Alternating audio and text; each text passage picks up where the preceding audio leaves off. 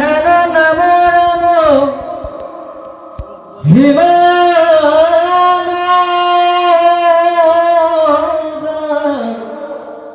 নীলা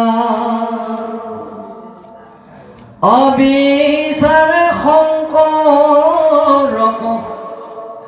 পূৰ্বতে নিন্দিলা যিটো শিৱ হেৰ নাম দুত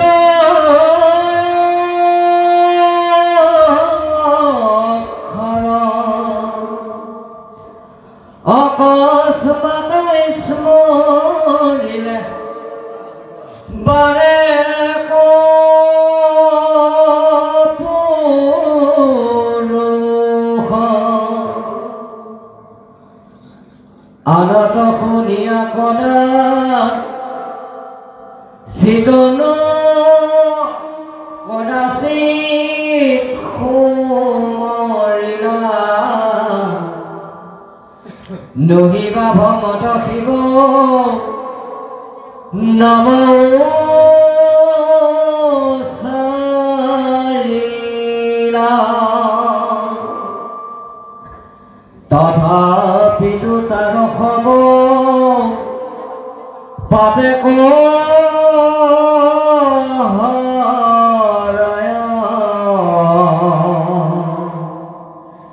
শিৱ নাম অগ্নি পাপ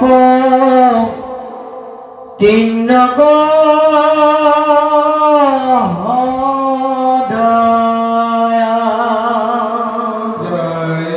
জয় কৃষ্ণ।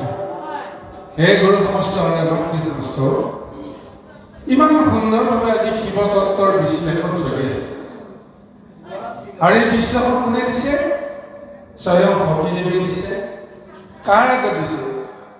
অহংকাৰী পিতৃ দক্ষৰ ওপৰত এই মহাশিৱ তত্ত্বৰ তেওঁ বৰ্ণনাটো দিছে। আৰু কি কাৰণে দিব লগা হ'ল? এই কাৰণটো আমি সকলোৱে জানিছোঁ যে শিৱ নিন্দাৰ যিটো মহা দুখ আজি সতীয়ে সহ্য কৰিব লগা হৈছে, তাৰ বিনিময়ত তেওঁ সংসাৰৰ যিটো মায়া বিষয়ৰ যিটো সম্বন্ধ তেওঁ আজি ত্যাগ কৰিব লগা হৈছে। যি বিষয়ৰ সম্বন্ধ লৈ এদিন তেওঁ শিৱৰ ওচৰৰ পৰা তেওঁ ক্ৰোধ কৰি অভিমান কৰি তেওঁ পিতৃগৃহলৈকে আহিছিল আৰু পিতৃগৃহত তেওঁ প্ৰমাণ পালে কি শিৱই যিটো তেওঁ ভৱিষ্যতবাণী কৰিছিল সেই কথাটোৰ প্ৰমাণ পাই গ'ল। আৰু সেই শিৱই এতিয়া প্ৰত্যেকটো কথা যিটো সঠিক তেওঁ প্ৰদান কৰি নিজৰ সম্বন্ধে জগতৰ সম্বন্ধে বা দক্ষ সম্বন্ধে যিখিনি তেওঁ জ্ঞান দিছিল সেইখিনি তেওঁ মৰ্মে মৰ্মে উপলব্ধি কৰিছে, যাৰ ফলত এগৰাকী সন্তানে নিজৰ পিতৃক কঠোৰ বাক্য তেওঁ আজি প্ৰকাশ কৰিবৰ কাৰণে বাধ্য হৈছে। কিহৰ কাৰণত? তেওঁৰ স্বামী নিন্দা বুলি নহয়, শিৱক যে তেওঁ এতিয়ালৈ বুজি পোৱা নাই, শিৱৰ নাম উচ্চাৰণ কৰিবৰ কাৰণে তেওঁ যেন শক্তি সামৰ্থ্য নাইকিয়া হৈ গৈছে, তাৰ কাৰণতে এতিয়া অতি ক্ৰোধান্বিত হৈ সতী দেৱীয়ে পিতৃ প্ৰজাপতিকে বুলি কৈছে যে শিৱ হেন নামৰ মহিমা নাজানিলা অবিচাৰে শংকৰক পূৰ্বতে নিন্দিলা। যিটো শিৱ হেন নাম দুটয় অক্ষৰ অকস্মাতে স্মৰিলে বাৰেক পুৰুষ। শিৱ সম্বন্ধে কি কৈছে যে দুটা মাথো আখৰ যাৰ নাম শিৱ, কিন্তু সেই দুটি অক্ষৰ শিৱত কিখিনি তত্ত্ব আছে? সেই শব্দটোৱে কৈছে সত্য, শব্দটোৱে কৈছে পৰম প্ৰভু ভগৱন্ত ঈশ্বৰ অচ্যুত কেশৱ। যিজনে সত্য আৰু শুদ্ধ ভাৱনা উদ্ৰেক কৰিব পাৰে সেইজনে হৈছে শিৱ। অকস্মাতে যদি কোনোবাই শিৱৰ নামটো যদি উচ্চাৰণ কৰে তেতিয়াহ'লে তেওঁ কৌটি কৌটি পুৰুষৰ সংস্কাৰৰ পৰা তেওঁ মুক্ত হ'ব পাৰে। গতিকে এই যে শিৱৰ নাম উচ্চাৰণ কৰিলে নিজৰ মন আৰু বুদ্ধি শুদ্ধ হ'ব পাৰে, অথচ তুমি সেই শিৱক বুজি নাপাৰ কাৰণে আজি তোমাৰ এই অৱস্থা হৈছে। সেইকাৰণে যে আনত শুনিয়া কদাচিত সুমৰিলা নহিবা ভ্ৰমত শিৱৰ নাম উচ্চাৰিলা, তথাপিতো তাৰ হ'ব পাতেক হৰয় শিৱ নাম অগ্নি পাপত দিনপদ হয়। আজি সেই শিৱ নামত এতিয়া তুমি কিমান ক্ৰোধ কৰিলা, কিমান মহা পাপ কৰিলা, কিন্তু সেই শিৱই এই মুহূৰ্তলৈকে সকলো সহ্য কৰি আছে। সেইকাৰণে শিৱক কোৱা হয় অগ্নি স্বৰূপ, এক মহাশক্তি যিয়ে পাপ আৰু পাপৰ তৃণ তৰু এই সমস্ত বিষয় সম্বন্ধ ব্যৱস্থাক পৰিচাৰ খাই কৰি পৰম শুদ্ধ দিব পাৰে। শিৱ মানে শুদ্ধ স্বৰূপাৰ্থ, যাৰ মন শুদ্ধ সিয়ে হ'ব শিৱ। আৰু সেই শিৱ সনাতন স্বয়ং প্ৰভু ভগৱন্তৰ যি আদ্য শক্তি, সেই শক্তিক লৈ ভগৱন্তে সংসাৰত লীলা কৰে। সেই শিৱ শক্তিৰ অবিহনে সৃষ্টিত কোনো এটা কৰ্ম সাধন হ'ব নোৱাৰে। সেই শিৱ আজিও তেওঁ অটল, আজি তেওঁ পৰম, তেওঁ ধৈৰ্যশীল হিচাপে সাংসাৰিক মায়া কৰি আছে। গতিকে সেইজন শিৱৰ নাম তোমাৰ মুখত উচ্চাৰণ হ'বৰ কাৰণেও তোমাৰ সৌভাগ্য লাগিব। ঠিক এনেদৰে এই শিৱ নামৰ তত্ত্ব কথা কৈ নিজৰ পিতৃক চৰণ অপমান কৰিবৰ কাৰণেও সতীয়ে কোনো কাৰণতে সংকোচ বোধ কৰা নাই। কৃষ্ণ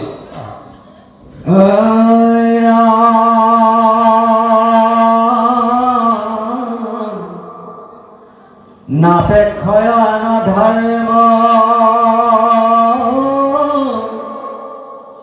কৰ্মণি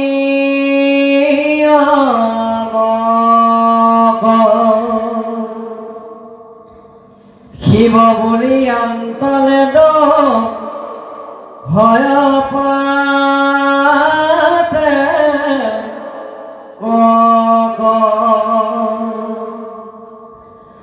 চতুৰ্দশ ভুৱন যা হাৰ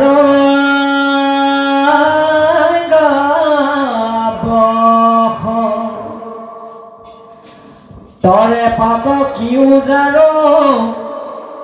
শুনি শুদ্ধ যশ হেন ঈশ্বৰত তুমি দৃঢ় চৰিলা আপোনাৰ দুৰ্যশ আপুনি পকাশিলা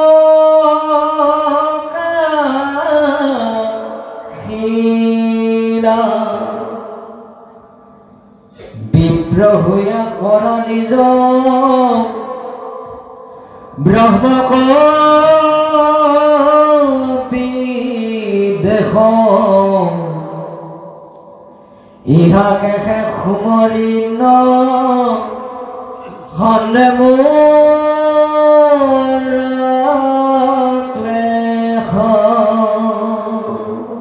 যিজন শিৱই কাৰো পক্ষপাত নকৰে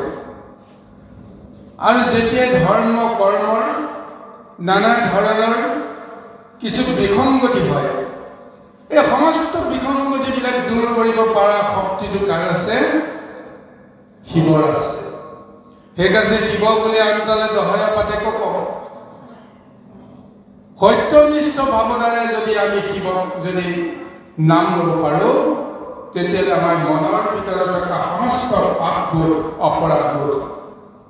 নিমিষতে নাশ হৈ যাব পাৰে। আৰু লগতে পৰম শুদ্ধ ভাৱনাৰ উদ্দেশ হ'ব পাৰে গতিকে সেইকাৰণে কৈছে চতুৰ্থক ভুৱন যাৰ আজ্ঞা বস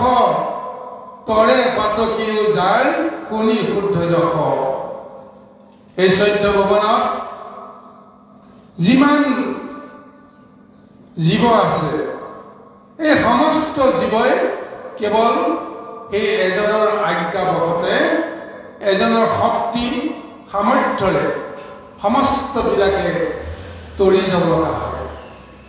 যাৰ আজ্ঞা অৱজ্ঞা কৰা শক্তি কাৰো নাই আৰু যাৰ যশ কীৰ্তন শুনিলে মহাপাতকীসকলেও তৰি যাব পাৰে এইহে ঈশ্বৰক তুমি বিদ্ৰোহ আচৰণ কৰিলা তাৰ জৰিয়তে তোমাৰ কি হ'ল দক্ষ নামৰ মহা কলংক আহি গ'ল এনে স্বয়ং প্ৰজাপতি ব্ৰহ্মাই তেওঁৰ নাম থৈছিল দক্ষ দক্ষ শব্দটোৱে বুজায় কি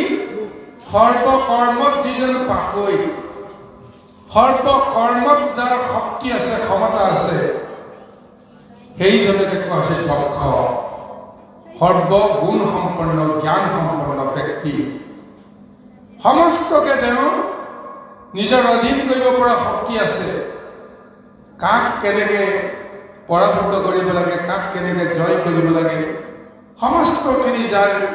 কৌশল আছে সেইজনে হৈছে দক্ষ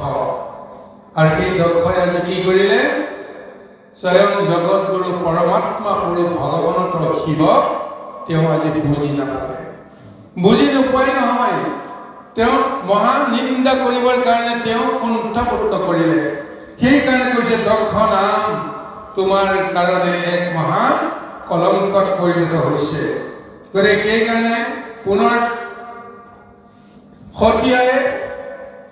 দুখ প্ৰকাশ কৰিব লগা হৈছে কাৰণ এতিয়া মই কাৰ সন্তান ৰূপে পৰিচয় দিব লাগে মই দক্ষৰ কন্যা হিচাপে মই পৰিচয় দিব লাগে আৰু সেইজন দক্ষই আজি ইমান কলংকময় এক ৰূপ তেওঁ ধাৰণ কৰিছে জন্মত তুমিতো ব্ৰাহ্মণ বিপ্ৰকুলত তোমাৰ জন্ম হৈছে তুমি ব্ৰহ্মাৰ সন্তান হৈ ব্ৰাহ্মণ হৈ ব্ৰহ্মপুৰুষক তুমি নাজানিলে ব্ৰহ্মপুৰুষক তুমি চিনি নাপালা আৰু এই কথাটো শুনি মোৰ মনত যিটো কষ্ট হৈছে মহাক্লেশ হৈছে মই ভাবিব নোৱাৰো মই তোমাৰ কেনেকৈ সন্তান হলো গতিকে এনেদৰে এগৰাকী কন্যাই নিজৰ পিতৃ এনেদৰে তিৰস্কাৰ কৰিব লগা হোৱাটো সংসাৰৰ কাৰণে কিমান এক ভয়ংকৰ বিপদ চিন্তা কৰিছে কোনো সন্তানে নিজৰ পিতৃক কেতিয়াও এনেদৰে অনাদৰ কৰিব নোৱাৰে অসন্মান কৰিব নোৱাৰে গালি পাৰিব নোৱাৰে এই সাহসটো কৰিব নোৱাৰে কাৰণ পিতাহী স্বৰ্গ পিতাহী তপ বুলি আমি সমস্তই জ্ঞান কৰোঁ সেই পিতৃক স্বৰ্গতকৈ অধিক বুলি আমি তেওঁক স্থান দিওঁ সেইজন পিতৃৰ কাৰণে আমি সংসাৰলৈকে আহিলোঁ আৰু সেইজন পিতৃৰ কাৰণে পূৰ্ব জন্মৰ সমস্ত সংস্কাৰ মই মুক্ত কৰিব পৰাকৈ মই নৰজন্ম ললোঁ নৰজন্ম লৈ সংসাৰত বুজিলোঁ নিজকো বুজিলোঁ গুৰুদেৱ নাম ভকত এই 4 ব্যৱস্থাক মই চিনিলোঁ তাৰ পিছত চৰম জ্ঞান আৰোহণ কৰি মই ঈশ্বৰ কৃষ্ণ প্ৰাণৰ কৃষ্ণক বিচাৰি পালোঁ আৰু এই সূত্ৰে মই সংসাৰৰ পৰা মুক্ত হ'ব পাৰোঁ গতিকে মই যদি সংসাৰৰ পৰা মুক্ত হওঁ সমস্ত জন্মৰ সংস্কাৰৰ পৰা মুক্ত হওঁ তেতিয়াহ'লে তাৰ কৃতিত্বটো মই কাক দিব লাগিব মই মোৰ পিতৃক দিব লাগিব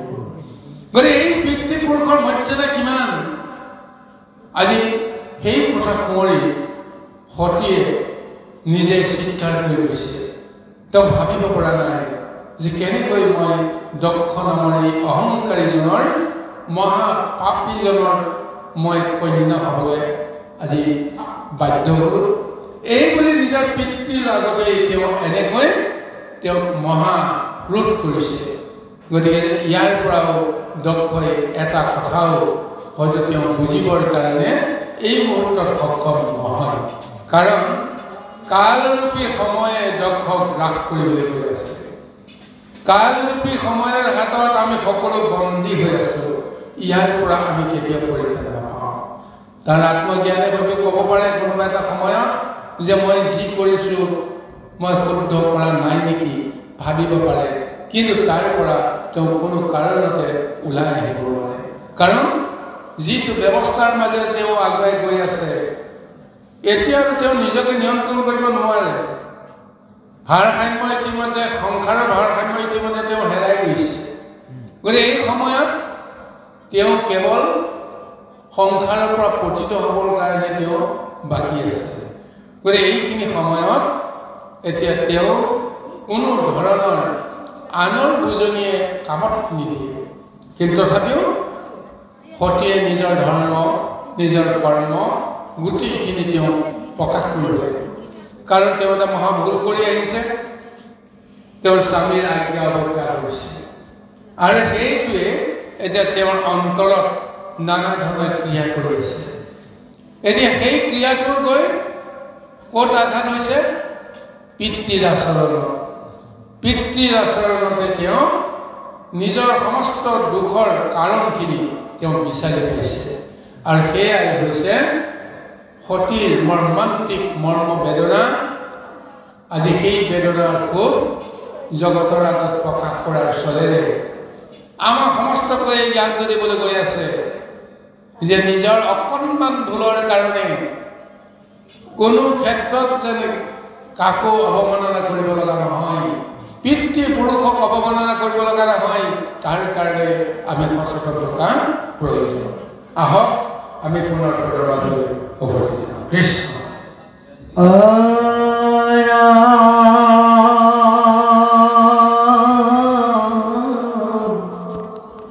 যিটো শংকৰৰ পদ পংকজ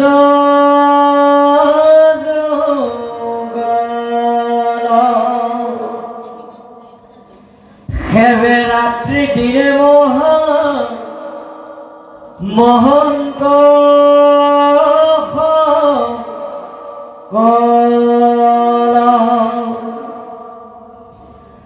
পদ্ম মধু লোভে যেন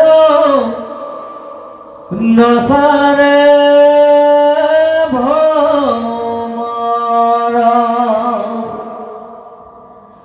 মহন্ত খবৰ মন সেহি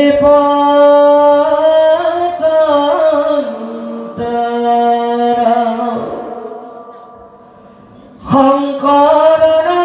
পদ যুগ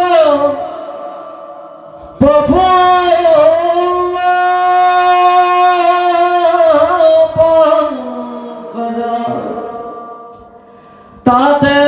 মহন্তৰ মন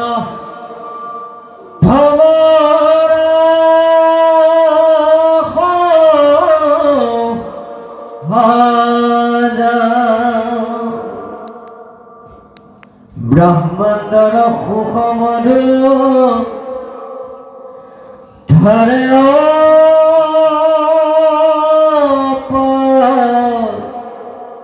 যন্ত্ৰ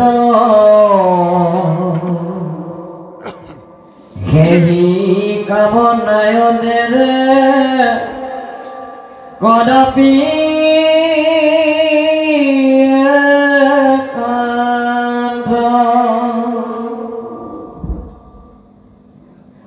যাহাৰ সেৱাত পুৰে পুৰুষৰ মন সাধে ধৰ্ম অৰ্থ আদি চাৰি কৰা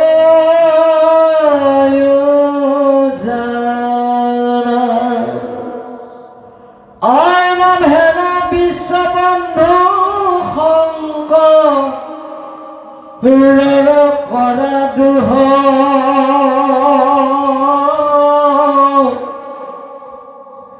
নজানি ব্ৰহ্মক ভয়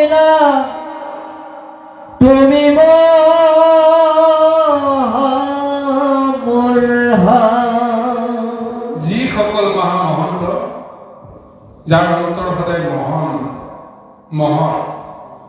সেই মহন্তসকলে কাৰো কাৰণে কেতিয়াও বিদ্বেষ ভাৱ কৰিব নোৱাৰে কাৰো অমংগল চিন্তা কৰিব নোৱাৰে কেৱল সকলোৰে মংগল চিন্তা কৰিব পৰা সকলে কোৱা হৈছে মহন্ত আৰু সেই মহন্তসকলে পৰম শুদ্ধ এই ভাৱনাবিলাক কেনেকৈ ল'ব পাৰে সেইসকলে সদায় শংকৰৰ পদযুগলক দিনে ৰাত্ৰিয়ে সেৱা কৰাৰ ফলত সেই মহামহন্তসকলে নিজৰ গুণ যশ কীৰ্তি জগতৰ মংগলৰ কাৰণে তেওঁলোকে প্ৰয়োগ কৰিব পাৰে গতিকে সেই হেন মহন্তসকলে কোনো কাৰণতে শিৱৰ নামৰ পৰা নিজৰ মন বুদ্ধি কেতিয়াও আঁতৰাই আনিবলৈ প্ৰযত্ন নকৰে সদায় জগতৰ গুৰু বুলি গণ্য কৰা শিৱক সদায় তেওঁলোকে স্মৰণ কৰিহে নিত্য নৈমিত্তিক সমস্ত কৰ্মখিনি কৰিবলৈ ব্যৱস্থা কৰে সেই ঈশ্বৰ কৰ্মই হওক গৃহস্থ কৰ্মই হওক সাংসাৰিক ধৰ্মই হওক গতিকে শিৱ সনাতনৰ নাম স্মৰণ কৰি নিজৰ মন শুদ্ধি কৰিব আৰু তাৰপিছত নিত্য নৈমিত্তিক কৰ্মখিনি কৰিব আৰু সেইসকল মহন্তই সদায় শংকৰৰ পদযুগলত চৰণ বন্দনা কৰি শৰণ লৈ মহা আনন্দিত হয় আৰু সেই হেন ব্ৰহ্মপুৰুষজনক তুমি আজি যেনেদৰে অৱমাননা কৰিলা তাৰ পৰা মোৰ এটা ধাৰণা হৈ গৈছে তোমাক আচলতে ব্ৰহ্মপুৰুষজনে মোহিত কৰিলে নেকি তোমাক নজনা এটা অৱস্থালৈকে লৈ গৈছে নেকি যাৰ কাৰণত মই ভাবিব পৰা নাছিলো কোনোবা দিনা এখন যে তুমি শিৱৰ বিদ্বেষ কৰিবা যাহাৰ সেৱাতে পৰে পুৰুষৰ মন সাধে ধৰ্ম অৰ্থ আদি চাৰি প্ৰয়োজন যিজন শিৱক আমি সেৱা কৰাৰ লগে লগে এই সমস্ত পুৰুষৰ চাৰি পুৰুষাৰ্থ সাধন হৈ যায় সকামী আৰু নিষ্কামী দুইটা ব্যৱস্থা ধৰ্ম অৰ্থ কাম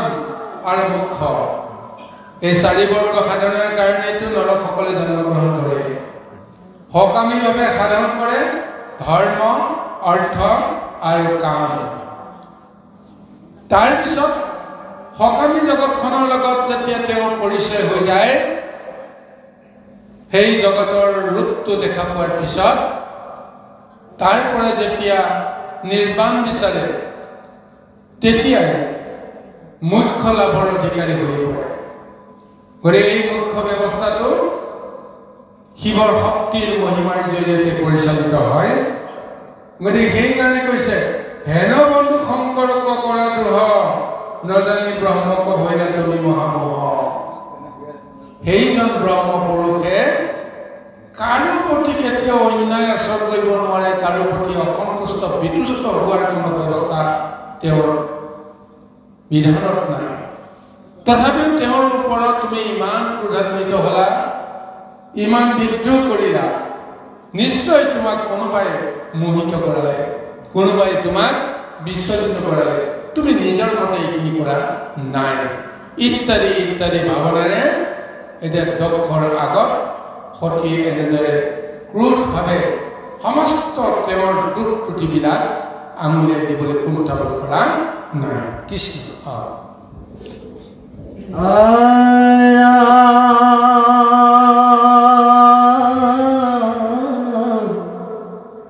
আৰু শুনি দক্ষ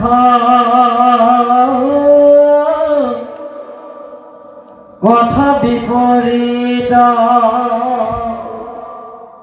শংকৰৰ দুখন লোকে বিদিত নাম মাত্ৰ শিৱস্বৰূপ পদ মঙ্গল মাথা গণানন্দ ঘূৰ জতাৰ পাতাল শৰীৰত ভস্ম অস্থি ময় অলংকাৰ লগত ভাময় ভূত প্ৰথম পাৰ ইখবৰ শস্য দুখ তজু মুখ হন্তে এবেশে জানিলো সবে লোক যাতে ব্ৰহ্ম ইন্দ্ৰ চন্দ্ৰ আদি যত দেৱ গণ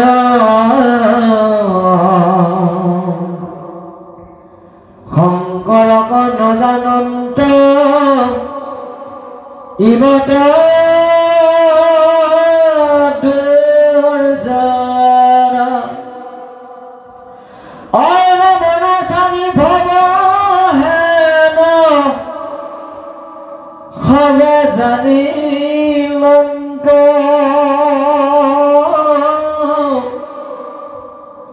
তৰে কেন শংকৰক আজি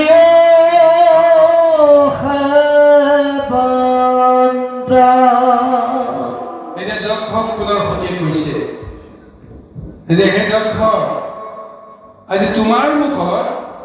শিৱৰ যিখিনি নিন্দা শিৱৰ যিখিনি মহাকলংক আজি তুমি নিজে প্ৰচাৰ কৰিলা কিন্তু জগতৰ কোনেও শিৱক এনেদৰে আজিলৈকে বিচাৰ কৰা নাই সকলোৰে অবিদিত হৈ আছে যে শিৱৰ যে কিবা এটা দুখ আছে আজি তুমি কি প্ৰচাৰ কৰিলা যে নাম মাত্ৰ শিৱ স্বৰূপত অমংগল মাথাত ধৰন্ত জুৰ ঘূৰ জতাৰ পতাল আজি তুমি ক'বলৈ কৈছা যে নাম মাত্ৰ শিৱ নামটো যে শুদ্ধ শিৱ নামটো যে সত্য সনাতন এই কথাটো তেওঁ জানে কিন্তু জানি বুজি এতিয়া তেওঁ ক'বলৈ কৈছে হয়তো যে নাম মাত্ৰ তেওঁ শিৱ নামটো লৈ আছে শিৱৰ নাম ল'লে মংগল হয় কিন্তু এই শিৱৰ নাম ল'লে মংগল নহয় অমংগলহে হয় তেওঁ দেখিলেই কুৎসিত এটা ভাৱনা মনলৈ আহে শিৰত যি পিংগত জতধাৰ শৰীৰত ভস্ম ধলি যে অস্থিময় অলংকাৰ গলত পিন্ধে ভূত প্ৰেত প্ৰমোদগণক লগত লৈ ফুৰে আৰু এনেকুৱা এক অদ্ভুত আচৰণ শিৱৰ আছে আজি এইটো বৰ্ণনা তোমাৰ দৃষ্টিতেহে প্ৰথম হৈছে আৰু তুমি কোৱাৰ দৰে যদি সঁচাকৈ শিৱৰ এনেকুৱা কিছু মহা কলংক আছে দুখ আছে তেতিয়াহ'লে ব্ৰহ্মা ইন্দ্ৰ চন্দ্ৰকে আদি কৰি সমস্ত দেৱগণে আজিও কিয় শিৱক নিন্দা কৰিব পৰা নাই আজিও শিৱক কিয় ত্যাগ কৰিব পৰা নাই আজিও কিয় শিৱক তেওঁলোকে শ্ৰদ্ধা কৰে ভক্তি কৰে গতিকে তোমাৰ দৰে মহাদুৰ্জনৰ আজি যি শংকৰ বিদ্বেষ আজিৰ পৰাহে শিৱৰ এনেকুৱা কিছু অমংগল সূচক বৰ্ণনা জগতে হয়তো শুনিব পাব গতিকে ইয়াৰ আগতে কিন্তু শিৱৰ এই দুখ ত্ৰুটিবিলাক কোনেও বিবেচনা কৰা নাছিল বা দেখা নাছিল কেৱল তুমিহে দেখিছা গতিকে সেইকাৰণে কৈছে অনাচাৰী ভৱখেন সবে জানিলন্ত তবে কেন শংকৰক আজিও সেৱন্ত তোমাৰ মতে যদি সঁচাকৈ শংকৰ যদি অনাচাৰী হয় তেতিয়াহ'লে আজিও সেই সমস্ত শংকৰক কিয় ভজনা কৰি আছে গতিকে তাৰ পৰা তুমি জানি ল'বা আচলতে তুমি শংকৰক বুজিবই পৰা নাই এই প্ৰশ্নটো গুৰুসকল ইয়াৰ পিছৰ প্ৰজন্মত পাৰ্বতীয়ে এদিন সুধিছিল যে হে প্ৰভু মোৰ মনত সদায় শংকা সেই শংকাটো আপুনি দূৰ কৰি দিয়ক যে কোৱা তোমাৰ কি শংকা আছে কৈছে জগতৰ লোকসমূহে আপোনাক নিন্দা কৰে যে আপুনি শিৰত আপুনি জটা পৰিধান কৰে আৰু তুমি মুণ্ডমালা পৰিধান কৰা ভস্ম ধৰি তুমি গ্ৰহণ কৰা বহুত প্ৰেত প্ৰমথগণৰ লগত তুমি শ্মশানত বাস কৰা। এইবিলাক অদ্ভুত আচৰণৰ ৰহস্য কি মই বুজি নাপাওঁ। মাজে মাজে মোৰ সন্দেহ হয় যে আচলতে তুমি এইবোৰ আচৰণ কিয় কৰিব লাগে। তুমি মুণ্ডমালা যে পিন্ধি আছা কিয় পিন্ধা, ভস্ম তুলি যে পিন্ধিছা কিয় পিন্ধা, শ্মশানত তুমি যে বাস কৰা কিয় বাস কৰা। তাৰপিছত শিৱই কৈছে যে হে পাৰ্বতী, তুমি ইমান দিনে মোৰ এই তত্ত্বটো জানিবৰ কাৰণে যেতিয়া তুমি উৎসুক হৈ আছা, আজি যে সুধিলা মই আনন্দিত হৈছোঁ। আচলতে এইখিনি কথা মই কম বুলি তোমাক ভবা নাছিলোঁ, কোৱাৰ মই প্ৰয়োজন অনুভৱ কৰা নাছিলোঁ। কিন্তু যিহেতু তুমি মোৰ জায়া, তুমি মোৰ পৰা সমস্ত জানিব বিচাৰা আৰু ময়ো তোমাৰ সমস্ত অজ্ঞানতাখিনি মই দূৰ কৰি দিবৰ কাৰণে মই বাধ্য। কাৰণ এই ৰহস্য কথাবিলাক জানিব পৰা সকলোৰে কাৰণে শক্তি সামৰ্থ্য নাই আৰু জনাৰ প্ৰয়োজন নাই। কিন্তু তুমি যে সুধিলা, মই প্ৰথমতে শুনা যে এই যে মুণ্ডমালা মই পিন্ধি আছোঁ, সকলোৱে মোক ঘিণ কৰে, হয়তো তুমিও ঘিণ কৰা, এনেকুৱা এটা ভাৱনা তুমি প্ৰকট কৰিছা। মৰা মানুহৰ লাও খোলা অলংকাৰ হিচাপে মণি গাঁঠি পিন্ধি যিটো আচৰণ, সেইটো স্বাভাৱিকতে এইটো অলৌকিক। কিন্তু মই তোমাৰ আচল ৰহস্যটো কওঁ, শুনা। এই মুণ্ডমালা আনৰ নহয়, এই মুণ্ডমালা তোমাৰেই মুণ্ডমালা। তোমাক মই কিমান ভাল পাওঁ, তোমাৰ প্ৰতি মোৰ কিমান শুদ্ধ প্ৰেম, তাৰ প্ৰমাণ এই মুণ্ডমালা। তুমি নাজানা, তুমি মায়াত দ্ৰৱীভূত হৈ থকাৰ কাৰণে তুমি যিমানটা জন্ম লৈছা, সিমানটা জন্মত তুমি দেহ ত্যাগ কৰিছা। সৃষ্টি প্ৰাৰ্থনীৰ পৰা কিমান তুমি ৰূপ ল'ব লগা হৈছে তুমিতো নাজানা, কিন্তু মই জানো। আৰু তোমাৰ প্ৰতীক হিচাপে তুমি যিমানবাৰ জন্মগ্ৰহণ কৰিছা, তাৰ প্ৰতীক হিচাপে এটা এটা লাও খোলা মই মণি হিচাপে গাঁঠি লৈ মই নিজৰ ডিঙিত ধাৰণ কৰি আছোঁ। গতিকে আনে বুজক নুবুজক বেলেগ কথা, আজি তুমি জানিব লাগিব তোমাৰ প্ৰতি মোৰ কিমান প্ৰেম আছে, তোমাক মই কিমান মই মনত পেলাম। গতিকে তাৰ প্ৰতীক এয়া মুণ্ডমালা, তুমি জানিব। দ্বিতীয়তে, মই যে ভস্ম ধূলা কিয় পিন্ধো জানা? ভস্ম ধূলা মই কিয় লওঁ? এই ভস্ম ধূলাত আছে পৰম ৰহস্য কথা। যিজন আত্মপুৰুষ ভগৱন্তৰ সৃষ্টিকাৰী যিজন, সেইজন আত্মপুৰুষে ক'ত বাস কৰে? সমস্ত জীৱৰ দেহতে বাস কৰে। যত জীৱ জংগম কীট পতংগম অগনগ জগতেৰি কায়া, সমস্ত স্থাৱৰ হওক জংগম হওক সমস্ত জীৱতে কোনে বাস কৰে? সেই অন্তৰ্যামী প্ৰভু ভগৱন্ত জন। যিজন পুৰুষে যিটো গৃহত বাস কৰে, সেই গৃহটো কিমান শুদ্ধ হ'ব লাগে। এটা আনৰ দৃষ্টিত কি মই নাজানো, কিন্তু মই জানো যে নৰৰ দেহত প্ৰভু ভগৱন্তে আত্মপুৰুষ হিচাপে যিটো অৱস্থান কৰে, মই সদায় তেওঁ দৰ্শন কৰোঁ। সদায় তেওঁ য'ত থাকে মই তাক মন্দিৰ বুলি ভাবোঁ। গতিকে এই মন্দিৰ ৰূপী গৃহটো যিদিনাখন তেওঁ ত্যাগ কৰি যায়, এই মন্দিৰ ৰূপী গৃহটোক আমি জ্বলাই তাক ছাই কৰি পেলাওঁ। যে আনৰ বাবে সেইটো হয়তো মূল্যহীন এটা পদাৰ্থ হ'ব পাৰে, ধূলি বালি হ'ব পাৰে, এটা মৰা মানুহৰ মাংস জড়িত থকা, হাৰ্ডি মৰ্ডি জড়িত থকা এটা ঘৃণনীয় পদাৰ্থ বুলি কোনোবাই ভাবিব পাৰে। কিন্তু মই ভাবোঁ কি জানা, পবিত্ৰ আত্মাটো য'ত বাস কৰি আছিল, সেই আত্মাটোৰ গোন্ধৰে, সেই আত্মাটোৰ স্বৰূপ যেন মই সেই ভস্মধূলিত বিচাৰি পাওঁ। গতিকে সেই ভস্মধূলি মই যে গাত ঘঁহো, ভগৱন্তৰ ৰূপ ৰসটো মই গ্ৰহণ কৰি তাতে মই স্নান কৰিব বিচাৰোঁ। আৰু মই সদায় শুদ্ধ বুলি মই নিজকে মই সন্তুষ্টি লাভ কৰোঁ যেতিয়া মই ভস্মবিলাক মই যেতিয়া শিৰত লওঁ মোৰ এই পৰম পুৰুষজনৰ স্মৃতিটো মনলৈ আহে তেওঁৰ নাম লৈহে মই ভস্মবিলাক লওঁ তাৰপিছত মই ক'ম মই কিয় ভূত প্ৰেতগণৰ লগত শ্মশানত থাকোঁ মই কৈছোঁ আনে শ্মশানত কি পায় নাজানো মই কিন্তু সদায় চন্দন আৰু তুলসীৰ গোন্ধটোহে পাওঁ কাৰণ চন্দন আৰু তুলসীৰ গোন্ধৰ লগত ভগৱন্তৰ দেহৰ সমস্ত ৰহস্যখিনি নিহিত হৈ আছে যিটো দেহ চন্দন তুলসীযুক্ত সুগন্ধিযুক্ত দেহটো য'ত ভস্মীভূত হয় তাৰ পৰা যিটো গোন্ধ ওলায় সেইটো গোন্ধ মই পাওঁ আৰু সেই গোন্ধই মোক সদায় আকৰ্ষণ কৰে গতিকে মই তালৈ গৈ মই ভাল পাওঁ আৰু লগতে তুমি এইটো কথা জানিবা যে পৰম পিতা ব্ৰহ্মাই এদিন সৃষ্টিৰ আৰম্ভণিতে যেতিয়া মোক এটা দায়িত্ব দিছিল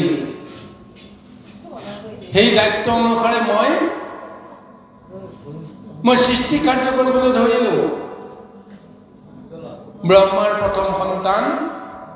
চাৰি সিদ্ধই ব্ৰহ্মাৰ কথা অৱজ্ঞা কৰি যে তোমাৰ মায়া সংসাৰৰ সৃষ্টিত আমি এই কৰ্ম জড়িত হ'ব নোৱাৰোঁ মায়াত আমি কেতিয়াও নিবিষ্ট নহওঁ এই বুলি ব্ৰহ্মাৰ আদেশ তেওঁলোকে অমান্য কৰি গুচি গৈছিল প্ৰথম সন্তান হিচাপে ব্ৰহ্মাৰ তেওঁলোকৰ ওপৰত ক্ৰোধ হৈছিল যদিও মৰম আছে চেনেহ আছে এই কাৰণে তেওঁলোকৰ ওপৰত কোনো ধৰণৰ গালি গালাজ নকৰিলে বা তেওঁলোকক অভিশাপ নিদিলে কিন্তু মনৰ ভিতৰত সেই ক্ৰোধৰ অগ্নি লাহে লাহে ব্যাপকভাৱে জ্বলি গৈছিল আৰু তাৰ কাৰণতে এটা সময়ত ব্ৰহ্মাৰ ভুৱযুগলৰ পৰা এটা শিশু জন্ম হ'ল অগ্নিৰ ৰূপত খঙৰ ৰূপত এটা মহাক্ৰোধৰ ৰূপত সেই সন্তানটো জন্ম হ'ল জন্ম হৈ তেওঁ যেতিয়া কান্দিবলৈ আৰম্ভ কৰিলে ৰুদন কৰিলে এই কাৰণে মোক নাম দিয়া হ'ল ৰুদ্ৰ সেই ৰুদ্ৰ নামেৰে মই এতিয়া পৰিচয় হ'লোঁ তাৰপিছত মই পিতৃক ক'লোঁ কওক যে মোৰ জন্ম কি কাৰণে হ'ল মোক কিয় তুমি জন্ম দিলা তাৰপিছত ব্ৰহ্মাই মোক কৈছিল যে মোৰ সৃষ্টিৰ যিটো কাৰ্য প্ৰভু ভগৱন্তে যেতিয়া মোক দায়িত্ব দিলে মোৰ সন্তান হিচাপে তুমিও সেই সৃষ্টি কাৰ্য কৰিব লাগে মই লগে লগে মই পিতৃৰ বাক্য মই পালন কৰিম বুলি মই বাক্য দি মই পিতৃক সেৱা কৰি গুচি আহিলোঁ আৰু লগে লগে মোৰ মনেৰে যিটো ভাৱনা কৰিছিল সেই অনুসাৰে মই জীৱ সৃষ্টি কৰিবলৈ ধৰিলোঁ কিন্তু সেই জীৱবিলাক কি হৈ গ'ল কিম্ভূত কিম্বকাৰ নানা ধৰণৰ ৰূপ লৈ আচৰিত কিছুমান জীৱৰ সৃষ্টি হ'ল এই আচৰিত জীৱবিলাক সৃষ্টি হোৱাত এতিয়া ব্ৰহ্মা সংকুচিত হ'ল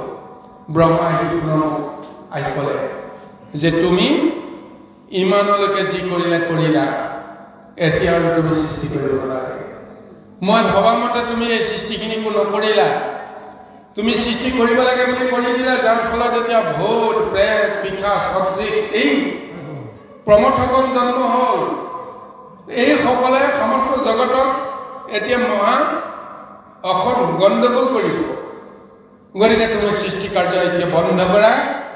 আৰু তুমি এই মুহূৰ্ততেই পৰম পুৰুষ ভগৱন্তক তুমি ধ্যান কৰা তাৰপিছত কি হয় হ'ব এই কাৰণে মই সেইসকলক জন্ম দি মই তাৰ পৰা গুচি আহিলোঁ কিন্তু যেতিয়া ঈশ্বৰ প্ৰাৰ্থনা কৰি মই জানিলোঁ যে সেই সকলোতো মোৰেই সন্তান এই মোৰেই সন্তানসকলে এতিয়া কি কৰিব গৈছে যে তেওঁলোকে নিজৰ ইচ্ছামতে যেতিয়া যিকোনো কৰ্ম কৰিবলৈ জানোতে ভক্তসকলক ঈশ্বৰৰ ভক্তি কৰা সকলক নানা ধৰণৰ উপদ্ৰৱ কৰিব লগা হৈ গ'ল এতিয়া মইতো ঈশ্বৰৰ ভক্তসকলক উপদ্ৰৱ কৰিবৰ কাৰণে তেওঁলোকক এৰি দিব নোৱাৰোঁ গতিকে মই তেওঁলোক লগত থাকিব লগা হ'ল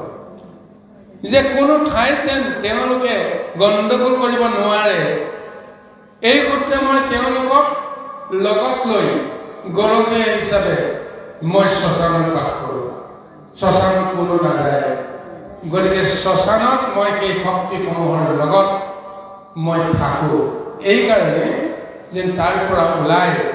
কোনো কাৰণতে যেন বাহিৰত ভক্তসকলক যেন অনিষ্ট কৰিব নোৱাৰে কিন্তু মোৰ এটা দায়িত্ব আছে যিহেতু মোৰ সন্তান ভাল হ'লেও বেয়া হ'লেও হয়তো ভগৱন্তৰ ইচ্ছাতে তেওঁলোকৰ জন্ম হ'ল কিন্তু মইতো এতিয়া তেওঁলোককতো প্ৰতিপালন কৰিব লাগিব তেওঁলোকে খাদ্য বিচাৰি যাওঁতে যদি কাৰোবাক অনৰ্থ কৰে তাৰ পৰা আমি তেওঁলোকক আঁতৰাই আনিও তেওঁলোকে বিচৰা খাদ্যখিনিটো দিব লাগিব গতিকে সেইকাৰণে সেই ভূত প্ৰেত প্ৰমোচনক লৈ মই 3টা সন্ধ্যা মই তেওঁলোকক লৈ মই সংসাৰত মই ঘূৰি ফুৰোঁ তেওঁলোকক চৰাবলৈ লৈ যাওঁ তেওঁলোকক খাদ্যৰ কাৰণে তেওঁলোকক মেলি দিওঁ লগত মই যাওঁ আৰু তেওঁলোকক মই এটা অধিকাৰ দিছোঁ য'ত প্ৰভু ভগৱন্তৰ গুণনাম কীৰ্তন নহয় য'ত প্ৰভু ভগৱন্তৰ অৰ্চন নহয় বন্দন নহয় তাত তোমালোকে যি পাৰা তোমালোকে তাকেই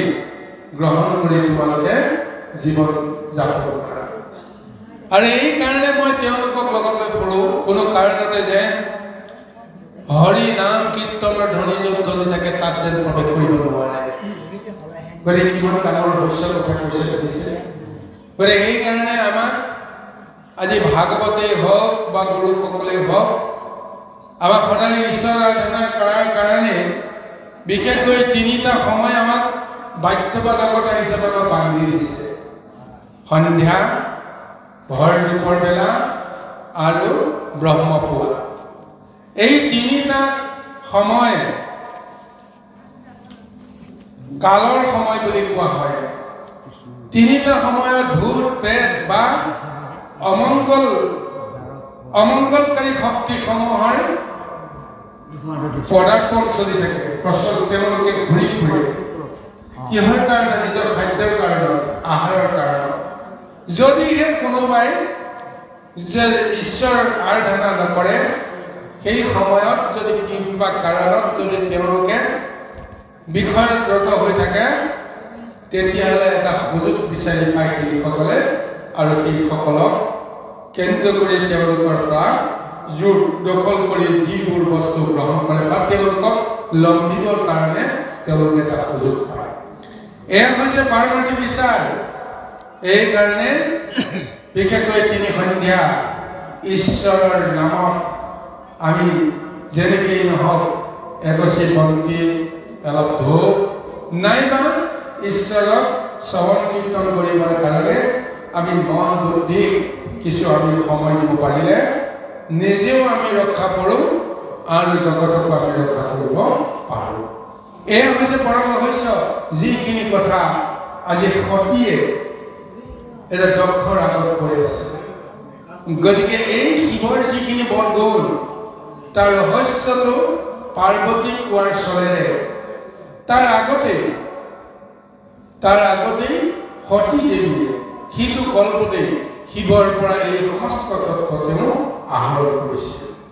গতিকে সেই তত্ত্বটো যিয়ে বুজি নাপায় গতিকে সেইসকলে শিৱ নিন্দা কৰিব পাৰে কিন্তু এই তত্ত্বটো বুজি পোৱাৰ পিছত শিৱক কোনেও নিন্দা কৰিব নোৱাৰে শিৱক ভজনা কৰিব লাগিব শিৱক পূজা কৰিব লাগিব কাৰণ শিৱ সন্তুষ্ট হ'লেহে শিৱ তুষ্ট হ'লেহে জগত তুষ্ট হয় শিৱ তুষ্ট হ'লে হৰি তুষ্ট হয় শিৱ যদি অসন্তুষ্ট হয় হৰি কেতিয়াও অসন্তুষ্ট হ'ব নোৱাৰে এই তত্ত্বটোকে এতিয়া দক্ষৰ আগত কৈ এতিয়া নিজে দক্ষৰ জীয়ৰী হিচাপে পৰিচয় দিবৰ কাৰণেও লজ্জাবোধ কৰিব পৰা অৱস্থালৈ আহিছে আহক আমি কৃষ্ণ পাইছে জয় কৃষ্ণ